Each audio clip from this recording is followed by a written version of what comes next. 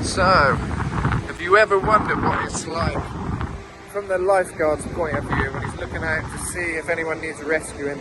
Well, I'm going to show you guys. So yeah, this is Cancun, probably the first time a gringo's been up on this thing. So yeah, have a look. This is what it's like on the lifeguard lookout. Let's go check it out.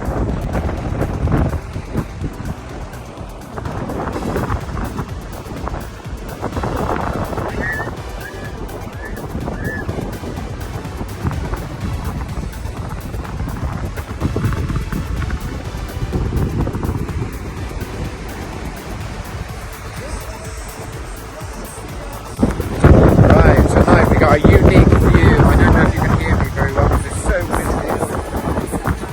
Very windy. But we're basically on the lifeguard thing where they look out to see if people are drowning so they can go and save them. So it's like the lookout for the lifeguards here in Cancun.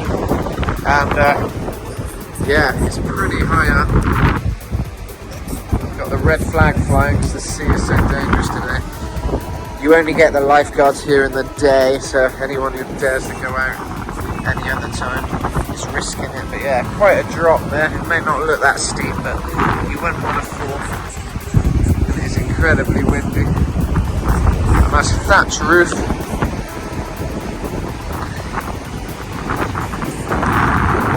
There you go. Pretty cool. Nice view of Cancun at night over there. What do you think?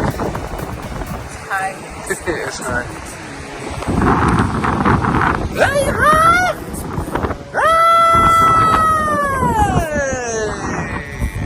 Anyone who likes Judas Priest can get the Desert Plains. That's the only clue I'm giving you. But yeah, pretty cool. Nice just to chill. Sit back. Fall off this scary. Did it move that? I felt like it moved. Yeah, we better get down. This might be a bit dangerous. Yeah, there you go. I think we're good for your entertainment. It's actually for mine. We wanted to get a good view, didn't we? Let's have a good view of this. It's a bit dark now, but you can see the nice skyline. The sea there. So yeah, it's pretty cool. Look at that, that's all the hotels. All the very expensive hotels. Miles and miles and miles. Cancun is one big hotel stretch. Like over half hour of just hotels. 40 minutes, 45 minutes driving, it's just hotel, hotel, hotel. Along this bit anyway, and then eventually you get to the downtown, which I like, where the locals are, you know, where the real Cancun is. Yeah, you can see it'd be a pretty difficult job for the lifeguard. You got to constantly look out. Props to the lifeguards. I know they save people every week. I read stories pretty often that they're saving people. Very often people who risk to go out. Red flag and things, so always look out.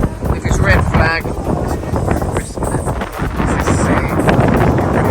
There's lots of riptide things here which make you in a tricky situation. So yeah, be careful. Do you think like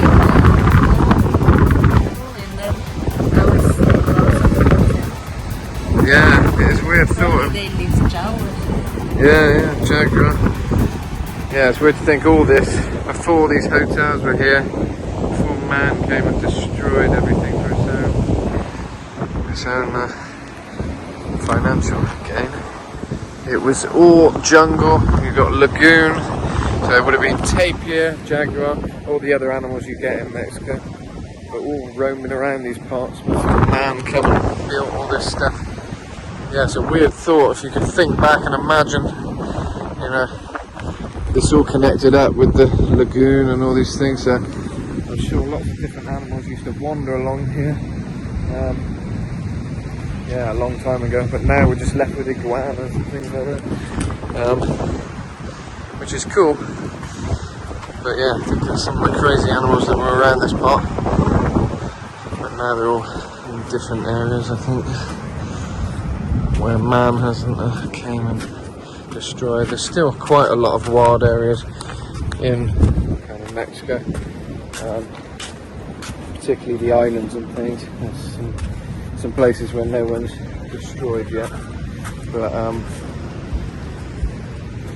most of the places they're building hotels and stuff. So a lot of Cancun has been destroyed, hasn't it, over the years for building.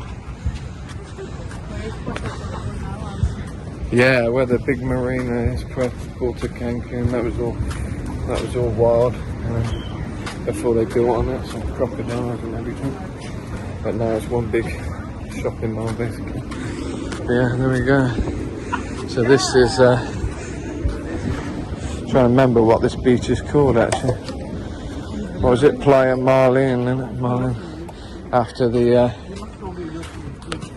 Playa Marlin after the fish. Yeah, it's a nice beach, even at night. It's pretty cool to see. There's the Marlin and the banyo. Alright, my love. Say adios. Here we go.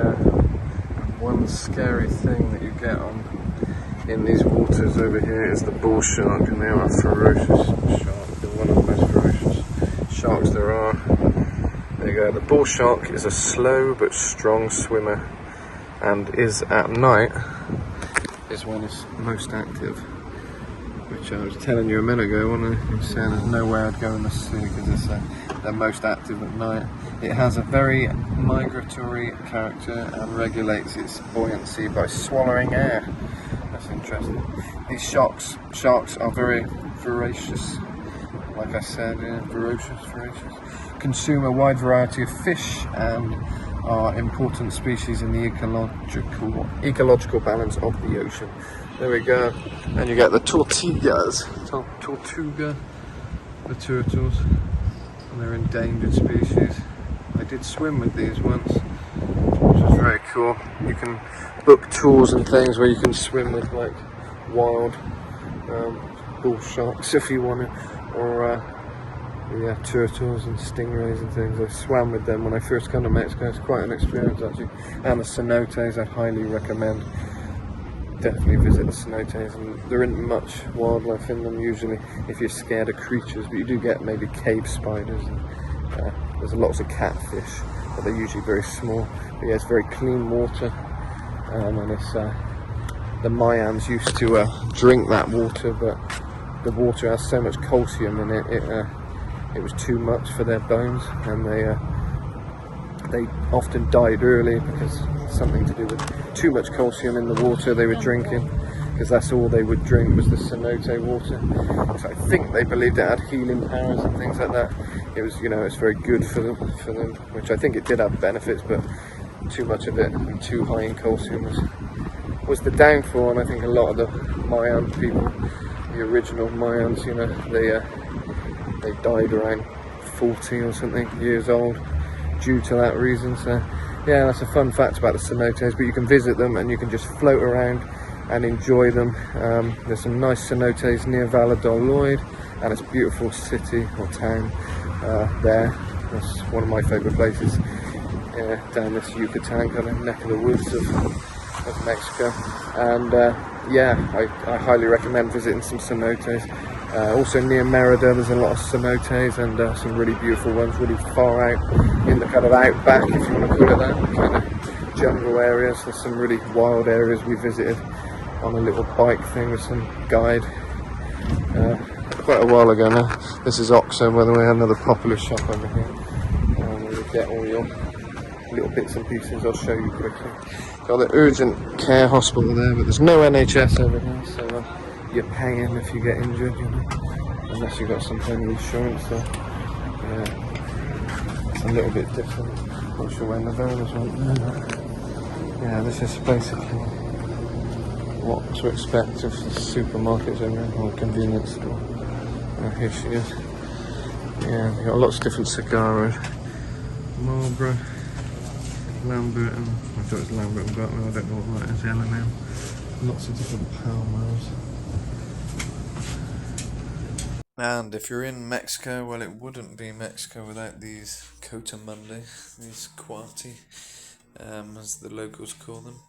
And they're very cool, very friendly. They always want to have food. So yeah, they love to eat.